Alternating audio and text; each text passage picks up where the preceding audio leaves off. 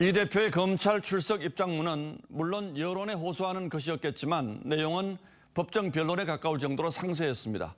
과연 다 맞는 말인지 검찰의 주장과는 어떤 차이가 있는 것인지 자세히 따져볼 필요가 있습니다. 자, 홍영 기자, 축구단 후원금 거둔 걸 두고 이 대표는 시장이 열심히 일하는 게 무슨 죄가 되냐 이렇게 반문하지 않습니까? 네, 이재명 대표는 성남시장 시절 적극적인 행정을 펼친 덕분에 기업을 유치한 것이지 부당한 거래는 아니었다고 주장합니다. 예. 성남 시민구단 직원들이 광고를 유치해서 성남 시민의 세금을 아낀 일이 과연 비난받을 일입니까? 이 대표가 말한 적극 행정이라는 주장이 문제가 없으려면 이 특정 기업의 편의를 봐준 대가성이 있느냐를 따져봐야 하는데요. 이 부분이 바로 뇌물죄의 핵심입니다.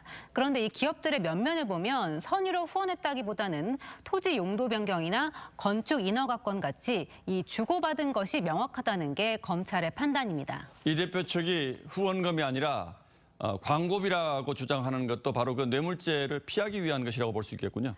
네, 기업들이 성남FC에 낸 돈이 이 용도 변경이나 인허가권과 무관하다는 것이 이재명 대표 측의 입장입니다. 예. 이 대표는 이 적법한 행정과 정당한 광고 계약을 검찰이 부정한 행위로 만들고 있다고 했는데요. 하지만 검찰은 이 기업이 거절하기 어려운 요구형 뇌물 성격으로 보고 있습니다. 어쨌든 기업의 후원금을 유치해서 시장이 가진 것이 아니고 시민들의 세금을 아낀 것이니 죄가 되지 않는다. 이건 법적으로 어떻게 봐야 합니까? 네, 이 대표는 성남FC에 들어갈 시 예산을 아꼈다고 하는데요. 이 검찰은 성남FC가 공공기관이 아닌 사기업이고 인허가권 역시 성남 시민의 재산이라는 점을 강조할 것으로 보입니다. 이 후원 대가로 알짜배기 땅을 원하는 기업에 준다면 특혜라는 겁니다. 또 이 공원이나 도로 등 성남 시민을 위해 써야 할 기부 체납을 이 사기업인 성남FC가 현금으로 받은 것도 쟁점이 될 것으로 보입니다. 그러니까 성남FC가 성남시의 것으로 지금 우리가 생각하는데 그게 전혀 아니다. 별개의 것이다. 이런 뜻이군요. 박근혜 정부 당시에 미르재단도 언급했는데요. 네, 성남FC는 미르재단과는 전혀 다르다고 했습니다. 앞서 제3자 뇌물죄가 적용된 미르 K스포츠재단 후원 판결을 의식한 것으로 보입니다.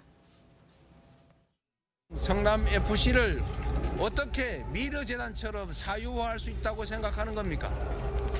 개인 주머니로 착복할 수 있는 구조가 전혀 아닙니다. 하지만 검찰은 이 대표의 측근들이 성남FC에서 광고나 후원 대가로 받은 성과급이 이 대표 측에 흘러갔는지 여부를 들여다보고 있습니다. 예.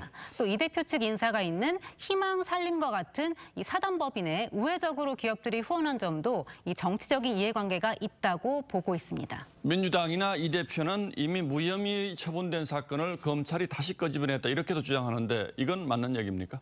네, 그 부분은 사실과 조금 다른데요. 2021년 9월 경찰이 증거가 부족하다면서 검찰에 무혐의 의견을 보냈지만 추가 증거가 나오면서 보완 수사가 이뤄졌습니다. 이후 검찰 내부에선 당시 친정부 인사였던 박은정 성남지청장이 수사를 뭉개려 한다는 의혹이 불거졌는데요. 이에 반발한 차장검사가 사표를 내기도 했습니다. 박은정 전 지청장은 이 문제로 공수처 수사를 받고 있습니다.